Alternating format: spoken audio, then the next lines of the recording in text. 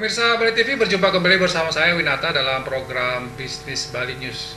Dan kali ini saya sudah berada di ruangan Kepala Dinas Koperasi dan UKM Provinsi Bali, dan saya akan mewawancarai Bapak Wayan Mardiana selaku Kepala Dinas. Kita berbicara tentang bagaimana menjaga gerak koperasi tetap terjaga di masa pandemi Covid, karena Covid ini sudah biasa dampaknya bagi ke ekonomi Bali, dan tentu koperasi-koperasi yang ada di Bali juga terdampak akibat dari Covid ini.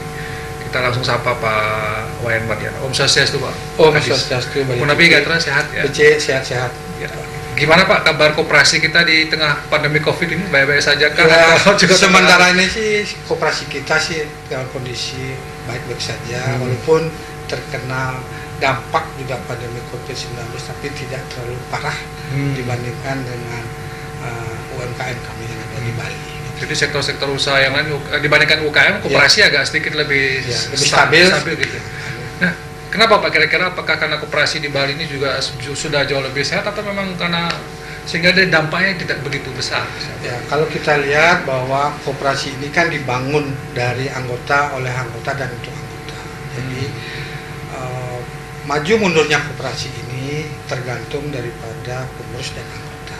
Nah, sementara ini di Bali dengan kurang lebih jumlahnya hampir 4.004 koperasi yang ada di Provinsi Bali, baik binaan provinsi maupun binaan kabupaten, sementara ini berjalan dengan baik. Bahkan ada kebijakan daripada Bapak Gubernur Bali kaitan dengan stimulus usaha dalam rangka pandemi Covid-19 yang diberikan kepada koperasi. Bahkan Bapak Gubernur telah meluncing meluncurkan alokasi anggaran untuk koperasi, baik itu binaan provinsi dan binaan kabupaten, sebesar hampir 43 miliar 880 juta yang diberikan kepada koperasi binaan provinsi dengan nilai sebesar 30 juta rupiah, dan untuk koperasi binaan kabupaten diberikan 10 juta rupiah. Dan saat ini sudah terrealisasi kurang lebih hampir 16 miliar 330 juta rupiah untuk kurang lebih hampir 16.000 koperasi. 16.000 koperasi. Kalau totalnya ada berapa koperasi, Pak? Oh, bukan 16, jadi kurang lebih hampir 1.300 koperasi. 1.300 koperasi. Jadi jumlah koperasi semua hampir 4.000 koperasi. 4.000. Ya, berarti ini hanya baru setengahnya. Nanti sepertiganya baru, Pak ya. Tapi yang total sudah dianggarkan tadi 43 miliar. Yang nanti akan diberikan juga atau dicairkan lagi di tahap berikutnya. Ya, ini sudah terakhir, jadi sudah, karena banyak juga koperasi yang tidak memanfaatkan bantuan stimulus ini karena mereka tidak terkena dampak Covid-19. Oh begitu. Ya, jadi tidak semua koperasi mendapatkan stimulus ya. Artinya tidak semua koperasi mengajukan permohonan. Artinya kan bahwa koperasi itu sehat. Oh begitu Pak ya. Artinya itu gitu. Jadi stimulus ini diberikan kepada koperasi yang mengajukan. Yang mengajukan dan yang terkena dampak Covid-19. Jadi berarti dari 4.000 itu tidak semua terdampak. Ya, hanya sepertiganya saja mengajukan permohonan kepada Dinas Koperasi dan UKM, di mana permohonan itu diajukan melalui Dinas Koperasi Kabupaten yang menjadi binaan provinsi, binaan kabupaten, melalui Dinas Koperasi dan UKM provinsi yang menjadi binaan provinsi. Jadi sebenarnya cukup banyak juga koperasi yang sehat gitu Pak. Baik, kalau misalnya ada juga beberapa kita dengar informasi di media sosial ada koperasi yang bermasalah ketika anggota yang mau narik atau gimana yang enggak. Nah ini gimana Pak ceritanya? Memang betul ada beberapa koperasi yang bermasalah. Jadi kita tidak menutup mata lah artinya. Dan ini pun kita sudah tindak lanjuti, kita turun ke lapangan, ketemu dengan para pengurusnya, apa permasalahan mereka, sehingga koperasi ini tidak sanggup atau membayar simpanan atau tabungan daripada anggota atau nasabahnya. Setelah kami telusuri, ternyata itu ada oknum penyimpangan daripada pengurus koperasi sendiri. Kalau pengurus koperasi ini dia mau jujur sesuai dengan anggaran dasar dan anggaran rumah tangganya, tidak akan terjadi penyimpangan. Ini salah satu. Kemudian yang kedua, koperasi juga akibat masalah manajemennya kurang baik. Jadi tidak semua koperasi bermasalah dengan likuiditas, tapi manajemennya, tata kelola koperasi yang kurang baik, di mana para pengurus tidak paham betul tentang koperasi. Ini salah satu juga. Jadi ke depan harapan kita, dan ini sudah kita lakukan pembinaan, pengawasan kepada koperasi-koperasi yang bermasalah, sehingga ke depan tidak ada koperasi yang bermasalah yang menimbulkan kerugian terhadap dana-dana masyarakat, dana anggota yang disimpan atau yang ditabung di koperasi itu sendiri. Bahkan koperasi yang sudah bermasalah itu mereka sudah membuat surat pernyataan kepada kami bahwa akan sanggup untuk mengembalikan uang daripada anggotanya dengan surat pernyataan bermaterai 6.000. Nah, itu pun kita sedang memonitor dengan batas waktu yang sudah ditentukan. Kesepakatan antara pengurus dengan anggota koperasi sudah disepakati, bahkan itu sudah ada komitmen dari kemauan daripada pengurus koperasi untuk menyelesaikan pembayaran simpanan atau tabungan milik anggota. Jadi sudah ditangani dengan cepat ya, Pak? Hanya kita dari Dinas Koperasi dan UKM Provinsi Bali melakukan memonitor, mengawasi sejauh mana pelaksanaan pernyataan sudah dilakukan. Sedangkan koperasi yang bermasalah ini kita tidak berikan bantuan, jadi tidak ada menerima bantuan. Jadi koperasi yang bermasalah memang sengaja karena di dalam persyaratan koperasi itu koperasi yang menerima bantuan itu harus sehat, sehat sudah melaksanakan rapat. Jadi koperasi inilah kadang-kadang yang bermasalah, dia tidak pernah melakukan RAT kepada anggotanya, tidak pernah melakukan rapat anggota tahunan, sehingga tidak tahu anggotanya. Ini salah satu juga pengaduan daripada anggota koperasi kepada Dinas Koperasi dan UKM Provinsi Bali. Dan ini sudah kita tindak lanjuti, bahkan Pak Gubernur juga memberikan arahan petunjuk kepada kami agar segera menindaklanjuti informasi-informasi baik yang muncul di media sosial maupun yang ada di media cetak. Artinya kalau misalnya koperasi itu manajemennya sudah bagus, dia sehat, dia aturan, sebenarnya tidak ada persoalan. Tidak ada persoalan. Dan artinya kalau misalnya ada informasi yang gagal bayar itu setelah ditelusuri ternyata memang ada persoalan di pengurus, di manajemennya. Ya, di manajemennya. Jadi penyimpangan yang dilakukan oleh pihak pengurus koperasi. Karena koperasi ini kan menghimpun dana dari anggotanya sendiri. Jadi dia menghimpun dananya, besar kecilnya koperasi tergantung dari jumlah anggotanya, kemudian tergantung juga tata kelola pengelolaan keuangan daripada koperasi ini. Baik. Nah, inilah salah satu juga kelemahan daripada sumber daya manusia atau perkoperasian kita ke depan, bagaimana koperasi kita berikan pelatihan kepada pengurus koperasi, baik dari segi pengurus manajernya maupun kepada bendahara koperasi itu sendiri. Baik. Kalau dalam kondisi COVID seperti ini ada strategi atau kebijakan-kebijakan khusus selain tadi memberikan stimulus terhadap koperasi, apakah ada hal yang khusus dilakukan kepada koperasi ini ketika pandemi ini? Ya, memang kita dari Kementerian Koperasi dan UKM Republik Indonesia ada rencana untuk memberikan LPDP, jadi semacam lembaga penyaluran dana bergulir yang akan diberikan oleh Kementerian Koperasi kepada koperasi-koperasi yang ada di Bali. Dan pada hari ini tadi kami sudah baru selesai ada webinar berkaitan dengan LPDP itu.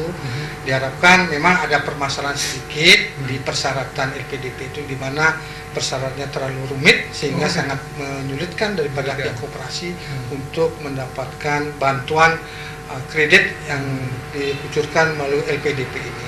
Memang dana LPDP ini dengan bunga yang sangat murah. Dengan jangka waktunya, kalau dia dalam bentuk investasi itu jangka waktunya 10 tahun, sedangkan untuk modal kerja itu jangka waktunya 5 tahun. Dengan bunga kurang lebih hanya 5%. 5% itu. Jadi pinjaman minimal itu kurang lebih hampir 1M diberikan, minimal 1M diberikan kepada koperasi yang betul-betul layak menerima bantuan. Jadi yang diberikan bantuan nanti dana ini adalah koperasi untuk modal kerja mereka dalam melakukan kegiatan usahanya. Tadi Bapak sebutkan ada persyaratan yang rumit, Pak ya? Memang ada persyaratan yang rumit dari LPDP karena di situ ada dari persyaratan yang begitu banyak, sedangkan juga NPL-nya kan diminta di bawah 10%. Jadi kalau mencari NPL non performing loan itu 5%, 10%, di bawah 10%, memang sulit bagi saya. Tidak semua sepenuhnya koperasi mampu memenuhi persyaratan. Ini akan kita ke depan bagaimana ada semacam revitalisasi, restrukturisasi terhadap bantuan LPDP yang akan dikucurkan oleh Menteri Koperasi kepada koperasi gerakan koperasi yang ada di Bali. Bukan hanya koperasi saja, juga dipadakan pada KUMKM. Jadi KUMKM itu juga akan diberikan bantuan LPDP. Ini sudah dipersiapkan dari pemerintah pusat. Ya, jadi dalam rangka nanti tata kelola kehidupan Bali era baru, jadi bagaimana koperasi ke depan itu kita sudah mengarah ke sistem digitalisasi. Ya, jadi dia tidak lagi dihasilkan pembayar secara tunai lagi, sudah mengarah ke non tunai. Nah, ini pun juga kita sedang mempersiapkan bagaimana para koperasi tetap mematuhi protokol kesehatan itu, jadi kemudian juga kegiatan juga physical distancing, dan itu juga tetap dengan menggunakan alat, misalnya di situ juga ada penyekat, terutama pada teller yang harus ada penyekat, sedangkan petugasnya juga menggunakan masker, pengunjung yang masker, bahkan juga sarung tangan, ada pisilnya. Ini salah satu ke depan bagaimana koperasi kita akan kita lakukan, sudah mengarah ke sistem digitalisasi. Juga memasuki kenormalan baru atau Iya, era baru itu, Pak? Era baru, jadi tata kelola Bali era baru.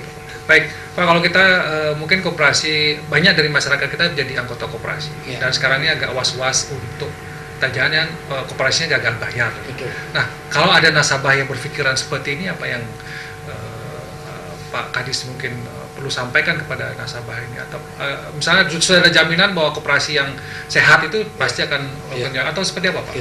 Kami juga sudah berkoordinasi dalam rapat-rapat dengan Dinas Koperasi dan pengurus koperasi binaan provinsi dan kabupaten, sudah kami sampaikan baik melalui surat maupun secara rapat-rapat bahwa manakala dalam situasi pandemi COVID-19 ini ada situasi yang agak sedikit berat bagi perkembangan koperasi, maka kalau ada anggota koperasi yang menarik simpanan tabungan jangan tidak berikan saja sepanjang untuk memenuhi kebutuhan hidupnya. Jadi diharapkan tidak seluruhnya simpanan tabungan diambil oleh anggotanya, karena nanti maju mundurnya koperasi juga oleh anggota sendiri. Jadi diharapkan ada suatu semacam pertemuan secara musyawarah antara pengurus koperasi, dewan pengawas bersama dengan anggotanya untuk membicarakan masalah ini, jangan sampai terjadi kesulitan likuiditas terhadap koperasi tersebut. Baik, itu artinya antara nasabah dan pengurus dan manajemen koperasi ini harus ada saling menjaga, satu dengan yang lain. Nasabah menjaga koperasi juga menjaga nasabah gitu ya. Betul. Karena kalau dalam kondisi begini, kalau tidak ada gotong royong begitu, sulit semua. Ya. Artinya juga koperasi juga dia memberikan pinjaman, tidak hanya menyimpan atau menghimpun dana, juga memberikan pinjaman kepada anggota koperasi. Nah, dalam situasi seperti ini, anggota yang minjem uang di koperasi kan kesulitan membayar karena dia tidak punya penghasilan.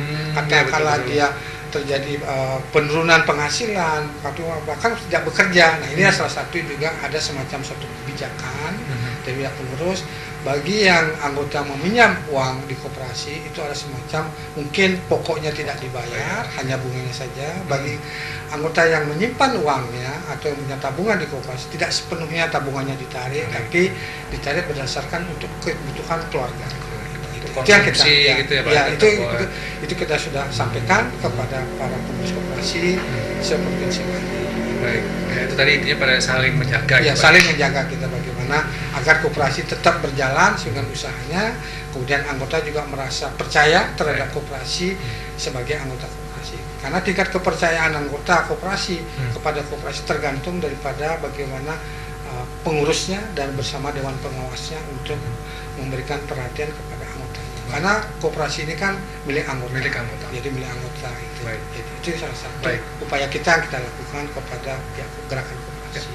Ya, baik. Terima kasih Pak Kadis. Mungkin ada hal yang ingin disampaikan sebagai semacam himbauan kepada masyarakat terkait dengan koperasi di Bali, Pak. Baik, jadi saya mengimbau kepada masyarakat manakala ada koperasi yang bermasalah, akhirnya segera bisa dilaporkan kepada dinas koperasi setempat, apakah itu koperasi dinas koperasi kabupaten atau provinsi, sehingga kami selaku lembaga pemerintahan yang bergerak di bidang koperasi dan UKM segera untuk bisa menindaklanjuti manakala ada laporan dari masyarakat yang terkait dengan masalah koperasi, manakala dia kesulitan untuk menarik tabungannya atau simpanannya di koperasi. Nah, ini kita akan segera tindaklanjuti sepanjang ada laporan. Kalau tidak ada laporan, karena kita tidak tahu. Jadi kadang-kadang kita membaca di media cetak atau di media sosial baru kita tahu kalau koperasi itu bermasalah. Jadi sebenarnya nasabah atau anggota koperasi bisa melaporkan itu baik ke dinas terkait, kalau di kabupaten kota ke dinas koperasi kota, atau kalau ke provinsi pun bisa, Pak ya. Boleh, silakan sepanjang itu merugikan dana-dana masyarakat yang dihimpun oleh koperasi, dia kesulitan untuk menarik simpanannya atau dananya di koperasi. Jadi pemerintah yang melindungi juga ya Pak kepentingan. Jadi melindungi anggotanya juga. Baik, terima kasih Pak Kadis atas waktunya. Tapi juga kita juga mohon tambahan juga, jadi pemerintah juga tidak bisa membubarkan atau membubarkan koperasi, karena yang bisa membubarkan koperasi adalah Kementerian Koperasi. Kami cuma mengusulkan saja. Tapi kalau nanti pemerintah membubarkan, itu dikhawatirkan pemerintah yang membayar utang-utangnya. Jadi pengurusnya yang suka ini.